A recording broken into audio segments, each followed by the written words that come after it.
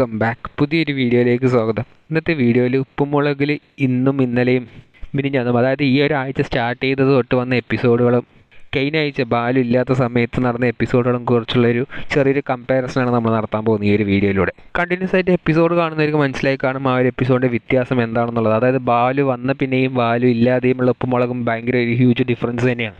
ആദ്യം നമുക്ക് കഴിഞ്ഞ ആഴ്ചകളിലെ എപ്പിസോഡിലോട്ട് പോകും. കഴിഞ്ഞ ആഴ്ചത്തെ എപ്പിസോഡുകളിൽ ബാലുവും നീലും ഒന്നും ഉണ്ടായിരുന്നില്ല. മെയിൻ ക്യാരക്ടറായിട്ട് വന്നുകൊണ്ടിരുന്നത് രാംകുമാറും ഹൈമോദിയും ശങ്കരണ്ണനും ബാക്കി പിള്ളേരുമാണ്. അപ്പോഴത്തെ എപ്പിസോഡ് മെയിനായിട്ട് ഫോക്കസ് ചെയ്ത് പോയിക്കൊണ്ടിരുന്നത് ആ ഒരു തുമ്പിപ്പൂച്ചയും പിന്നെ രാംകുമാർ ഹൈമോദിയുടെ വഴക്ക് ഇങ്ങനെയൊക്കെയാണ് മെയിനായിട്ട് പോയിക്കൊണ്ടിരുന്നത്. ആ ഒരു എപ്പിസോഡ് എനിക്കും പേഴ്സണലി അത്രത്തോളം എനിക്ക് ഇഷ്ടപ്പെട്ടില്ല. കാരണം ബാലു നീലൊന്നും ഇല്ലാത്തത് കൊണ്ട് തന്നെയായിരിക്കും. എന്തായാലും ആ ഒരു ഉള്ള സ്റ്റോറിയിലും, അതായത് ക്യാരക്ടേഴ്സ് പൊതുവായിട്ട് ആ ഒരു സമയത്ത് കുറവായിരുന്നു. ലിമിറ്റഡ് ക്യാരക്ടേഴ്സ് മാത്രമേ ഉണ്ടായിരുന്നുള്ളൂ. പകുതി പേര് ലീവിലായിരുന്നു. ശിവാനിയൊന്നും ഉണ്ടായിരുന്നില്ല. അതുകൊണ്ട് ആ പൂച്ചനെയൊക്കെ ഇൻട്രൊഡ്യൂസ് ചെയ്തു. അങ്ങനത്തെ ഒരു രീതിയിലായിരുന്നു എപ്പിസോഡ് പോയിക്കൊണ്ടിരുന്നത്. അതുകൊണ്ടായിരിക്കാം ആ ഒരു എപ്പിസോഡ് പലർക്കും ഇഷ്ടപ്പെട്ടിട്ടുണ്ടായിരുന്നില്ല. രാജേഷ് ഏട്ടൻ ഡയറക്ടറായിട്ട് വന്ന് പിന്നെ കുറച്ച് മോശമായിട്ടുള്ള എപ്പിസോഡുകളായിരുന്നു അതല്ല. പിന്നീട് ബാലു ഒരു എൻട്രി തന്നു. ഈ ആഴ്ച മുതലും ബാലുവും ഫാമിലിയൊക്കെ ഉണ്ട്.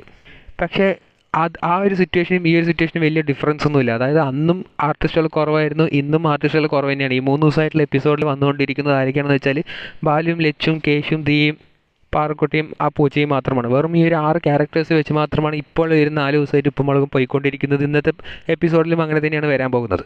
പക്ഷേ ഈ ഒരു 6 ക്യാരക്ടേഴ്സേ ഉള്ളൂ എങ്കിലും ഇപ്പോൾ ഈ ആഴ്ച തുടക്കം മുതലുള്ള എപ്പിസോഡുകളൊക്കെ വേറെ ലെവലാണ്. ലിമിറ്റഡ് ക്യാരക്ടേഴ്സിനെ വെച്ചിട്ട് അടിപൊളി കണ്ടൻറ്റാണ് ഇപ്പോൾ ഉപ്പുമുളകും ടീം ഡെലിവർ ചെയ്തുകൊണ്ടിരിക്കുന്നത്. അതിന് ഏറ്റവും വലിയ തെളിവ് കഴിഞ്ഞ എപ്പിസോഡുകൾ തന്നെയാണ്. ഈ 2-3 ദിവസമായിട്ട് വരുന്ന എപ്പിസോഡുകൾ തന്നെയാണ്.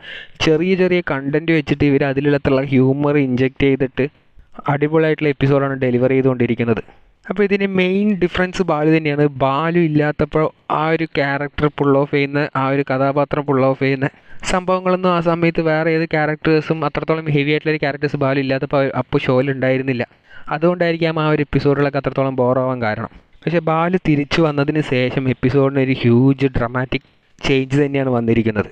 ബാലു സ്ക്രീന് ഹോൾഡ് ചെയ്യുന്ന പോലെയൊന്നും വേറൊരു ആർട്ടിസ്റ്റും ഹോൾഡ് ചെയ്യില്ല എന്നുള്ളതിന് ഇത് തന്നെയാണ് ഏറ്റവും വലിയ തെളിവ്.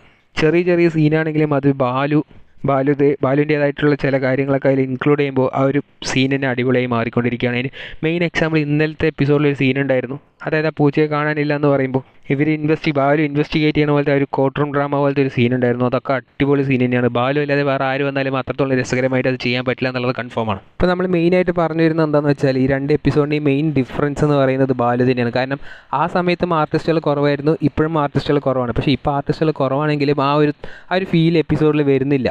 ഇപ്പം നീലു ഇല്ല, രാംകുമാറില്ല, ഹൈമോദി ഇല്ല, വേറെ ആരും തന്നെ, ശിവാനി ഇല്ല.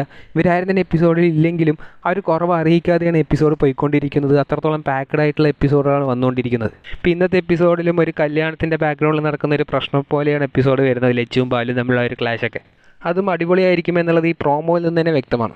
ഇപ്പോൾ ബാലു എന്നൊരു കഥാപാത്രം ഉപ്പുമുളകിന് എത്രത്തോളം ഇമ്പോർട്ടൻസ് ആണ് എന്നുള്ളത് ഈ 2 ആഴ്ചയായിട്ട് തന്നെ നമുക്ക് മനസ്സിലായി കാണും. അതായത് ബാലു ഇല്ലാതെയും ഉള്ളതായിട്ടുള്ള എപ്പിസോഡുകളും എടുത്ത് കണ്ടാൽ നമുക്ക് മനസ്സിലാവും ബാലു ഉപ്പുമുളകിൻ്റെ ആരാണെന്നുള്ളത്.